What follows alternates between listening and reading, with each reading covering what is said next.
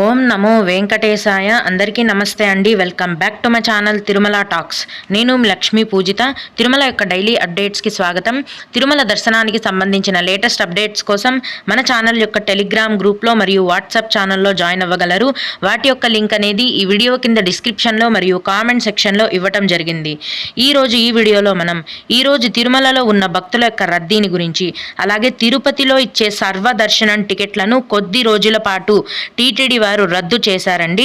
వాటి యొక్క పూర్తి వివరాలను గురించి మరియు కొందరు శ్రీవారి భక్తులు అడిగే ముఖ్యమైన దర్శనానికి సంబంధించిన సందేహాలు, వాటి యొక్క సమాధానాలను గురించి కూడా తెలుసుకుందాం. కనుక వీడియోని చివరి వరకు చూడండి. ముందుగా నిన్న అంటే ఫిబ్రవరి 2వ తేదీన తిరుమలలో స్వామివారిని మొత్తం 75,706 మంది భక్తులు దర్శనం చేసుకున్నారు. అందులో స్వామివారికి మొత్తం 23,340 మంది భక్తులైతే తలనీలాలను సమర్పించారు. నిన్నటి రోజున తిరుమలలో శ్రీవారి హుండీ యొక్క ఆదాయం అనేది 3,34,00,000 రూపాయలు. రోజులాగే ఈ రోజు కూడా ఎటువంటి దర్శనం టికెట్లు లేకుండా నేరుగా భక్తులనైతే ఫ్రీ దర్శనానికి అనుమతిస్తున్నారండి. ఫ్రీ దర్శనానికి ఈ రోజు కూడా దాదాపుగా 8 నుంచి 10 గంటల సమయం అనేది పడుతోంది. అలాగే 300 రూపాయల దర్శనం టికెట్లను కలిగి ఉన్న భక్తులకైతే దర్శనం అనేది 3 గంటల్లోనే పూర్తయిపోతుంది. దీన్ని బట్టి ఈ రోజు కూడా తిరుమల కొండపైన భక్తుల యొక్క రద్దీ అనేది సాధారణ స్థాయిలోనే ఉంది అని మనం అర్థం చేసుకోవాలి. దీన్ని బట్టి భక్తులు మీ యొక్క దర్శనాన్ని ప్లాన్ చేసుకోవాల్సిందిగా మనవి.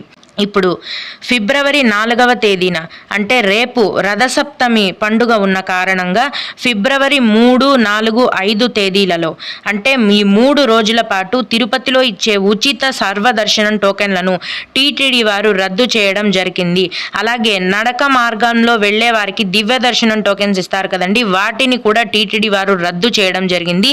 ఈ 3 రోజులు కూడా తిరుపతిలో ఎటువంటి దర్శనం టికెట్లు ఇవ్వరండి. మరి దర్శనానికి వెళ్ళాలి అంటే ఎట్లాగా అని చాలామంది భక్తులు అడుగుతున్నారు. ఈ ఫిబ్రవరి 3, 4 మరియు 5 తేదీలలో తిరుపతి దర్శనానికి వచ్చిన భక్తులను ఎటువంటి దర్శనం టికెట్లు లేకుండా డైరెక్ట్గా వైకుంఠం క్యూ కాంప్లెక్స్ నుంచి ఫ్రీ దర్శనానికి అనుమతించడం జరుగుతుంది. రేపు రథసప్తమి ఉన్న రోజున అన్ని రకాలైన ప్రత్యేక ప్రవేశ దర్శనాలను కూడా టీటీడీ వారు రద్దు చేశారండి. ఫ్రీ దర్శనాన్ని అలాగే 300 రూపాయల దర్శనం టికెట్లు కలిగి ఉన్న భక్తులని టీటీడీ వారు దర్శనానికి అనుమతిస్తున్నారు. భక్తులందరూ కూడా ఈ విషయాన్ని గమనించి దర్శనానికి రావలసిందిగా మనవి.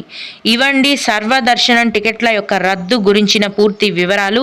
ఇక కొందరు శ్రీవారి భక్తులు అడిగే ముఖ్యమైన దర్శనానికి సంబంధించిన సందేహాలను, వాటి సమాధానాలను తెలుసుకుందాము. అయితే ఇవి అడిగిన వారికే కాకుండా దర్శనానికి వెళ్ళే ప్రతి ఒక్కరికి కూడా ఉపయోగపడతాయండి. ఒక భక్తుడు, హాయ్ అండి, ఫిబ్రవరి 20 లేదా 21వ తేదీన ఏవైనా బ్రహ్మోత్సవాలు ఉన్నాయా? ఆ రోజుల్లో ఆ టైంలో 1 సంవత్సరం లోపు పిల్లల దర్శనం ఉంటుందా అని అడిగారు. మీరు అడిగిన తేదీలు ఫిబ్రవరి 20 మరియు 21 తేదీల్లో ఎటువంటి స్పెషల్ బ్రహ్మోత్సవాలు కానీ పూజలు కానీ తిరుపతిలో లేవండి. ఆ రోజు అన్ని రకాలైన దర్శనాలను యథావిధిగా అనుమతిస్తారు. సంవత్సరం లోపు వయస్సు ఉన్న చిన్నపిల్లల ఇన్ఫాంట్ దర్శనం కూడా ఉంటుంది. ఆ టైంలో ఇన్ఫాంట్ దర్శనానికి కూడా వెళ్ళొచ్చు. అలాగే ఫిబ్రవరి 12వ తేదీ సాయంత్రం 4 గంటలకు 300 రూపాయల దర్శనం ఉంది మాకు. మాఘపూర్ణమి రోజు మాకు దర్శనం ఉంటుంది కదా అని అడిగారు.